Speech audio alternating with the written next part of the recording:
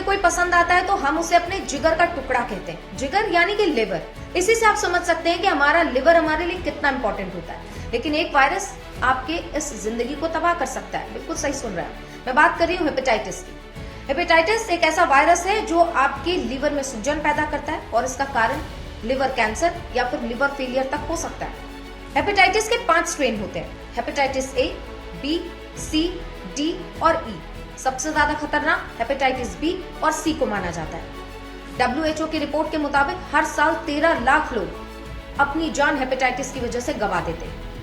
अब आपके मन में यह सवाल आ रहा होगा कि आखिर हेपेटाइटिस फैलता कैसे है? तो हेपेटाइटिस खाने में सफाई की कमी की वजह से फैल सकता है। ये वायरस आपके अंदर आ सकता है। कोई बच्चा अगर पैदा हो रहा है, अगर उसके माता पिता में है, तो ये उससे जेनेटिकली फैल सकता है। इन्फेक्टेड नीडल्स, जिससे आजकल टैटू वगैरह भी बनाए जाते हैं, उससे भी फैल सकता है, या फिर शारीरिक संबंध बनाने से भी ये बीमारी फैल सकती है। लेकिन हेपेटाइटिस सी और हेपेटाइटिस डी ये सिर्फ और सिर्फ इन्फेक्टेड ब्लड की वजह से, यानी कि इन्फेक्टेड नीडल्स अगर इस्तेमाल किया जाता है तो उससे ही फैलता है।